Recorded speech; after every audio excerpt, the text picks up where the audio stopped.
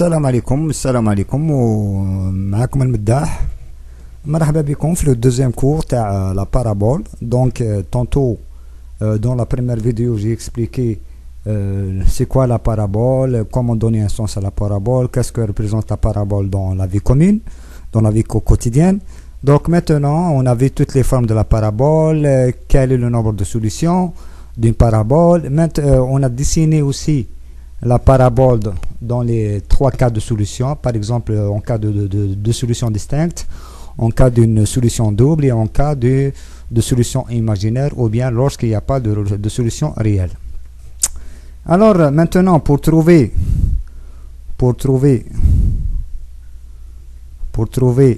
les solutions, bon, les valeurs des solutions, c'est-à-dire des solutions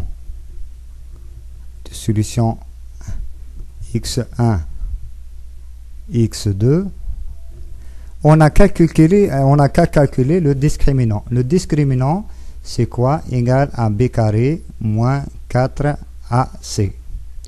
Donc, si il y a trois cas ici. Donc, si delta est plus grand que 0, c'est-à-dire delta positif, qu'est-ce qu'on dit? On a deux solutions, donc je vais juste abréger, deux solutions réelles distinctes.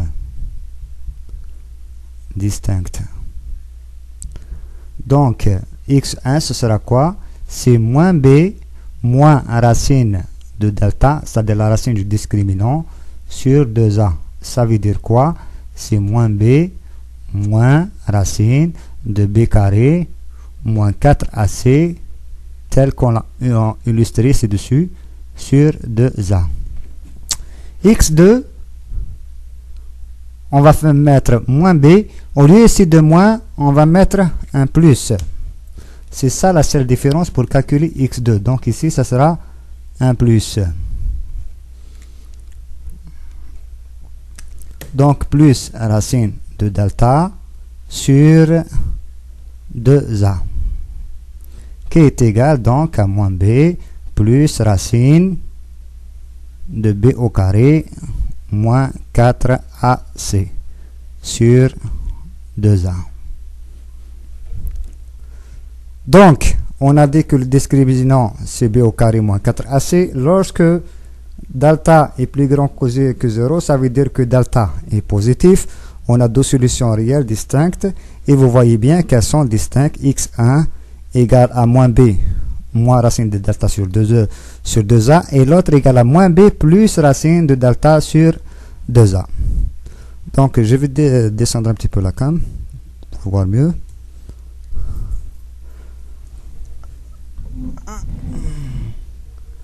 Donc supposons que on a, donc attendez, je vais ajuster un petit peu la cam. Voilà. Supposons qu'on a delta qui est nul. Ça c'est le deuxième cas. Donc si delta égale à 0, ça veut dire quoi? Ça veut dire que b au carré moins 4ac égale à 0. Alors on peut affirmer qu'on a une solution double, ou bien les deux solutions sont égales, c'est-à-dire elles sont superposées. Donc x1 égale, puisque c'est une solution double, ou bien c'est des racines doubles, ou bien c'est des zéros doubles, x1 égale à x2 égale à moins b sur 2a. Ça veut dire quoi ça? Ça veut dire que x1 égale à moins b sur 2a et x2 égale aussi la même chose.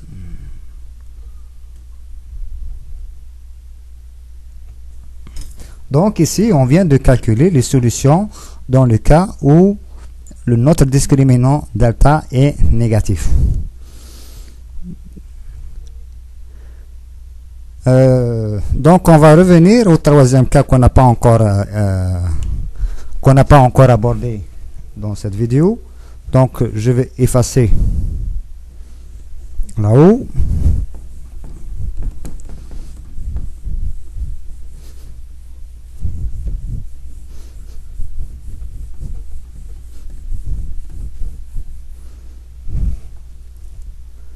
Donc supposons que notre delta est négatif. Donc si delta est négatif, notre discriminant est négatif. Donc ça veut dire quoi? Ça veut dire que b carré moins 4ac est inférieur à 0. Si delta est inférieur à 0, ça veut dire quoi? Ça veut dire que cette quantité-là, ça veut dire que 4ac, elle est plus grande que b au carré. Donc, qu'est-ce qu'on a dit tantôt dans la première vidéo? On a dit que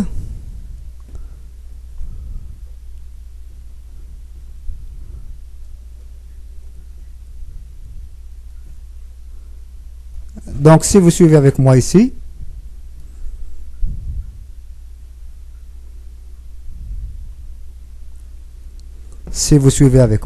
qu'est-ce qu'on a dit? On a dit que si delta est inférieur à 0, ça veut dire que b au carré moins 4ac est inférieur à 0. Donc 4ac est plus grand que b carré. Dans la première vidéo, on a dit qu'il y a là deux racines imaginaires, ou bien deux racines complexes. Donc ces racines-là, bon, on peut les calculer par exemple. Donc on a dit que x1 égale a moins b. Ici, pour dire qu'ils sont imaginaires, donc on va mettre i moins i b carré moins 4ac. Mais le problème, où est-ce qu'il est? Donc sur 2a, x2 égale moins b plus i, ça veut dire imaginaire, racine de b carré moins 4ac. Pourquoi on les appelle des racines imaginaires et pourquoi on les appelle aussi des racines complexes? Tout simplement parce que il nous est difficile de les représenter sur un plan cartésien. Donc ça veut dire que notre parabole là ne coupe pas l'axe des x. Donc généralement on peut dire, ou bien à partir de là, bon, je sais pas si dans d'autres pays ils vont calculer ces racines là, ou bien par contre dans d'autres pays, qu'est-ce qu'ils disent? Ils disent qu'il suffit de dire que la fonction, on peut dire que la fonction, c'est-à-dire ça qu'en conclusion, la fonction ou bien l'équation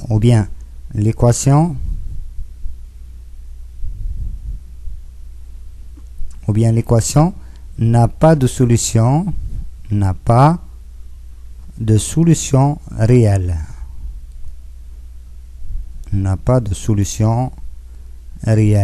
Tout simplement, elle a des relations imaginaires. Donc le fait de dire que notre fonction n'a pas de solution réelle, le fait de mentionner ça, c'est déjà vous avez répondu à la question. Donc maintenant on va essayer d'étudier les caractéristiques. Mais je vois qu'il ne me reste pas beaucoup de temps dans ma mémoire. Donc on va essayer en quelque sorte dans la prochaine vidéo de voir quelle est l'influence des paramètres ABC et quelle est la forme de la parabole. Est-ce que la parabole a un maximum ou un minimum? On va voir aussi l'ouverture de la parabole, quand est-ce qu'elle va être vers le haut et quand est-ce qu'elle va être vers le bas. Donc j'espère que vous avez compris ce que je viens de dire. Sinon je vais faire un retour sur une autre vidéo d'une façon très claire aussi. Donc j'attends vos commentaires parce que vos commentaires me sont très importants. Ça va me permettre d'améliorer ma prestation. Et merci pour votre attention.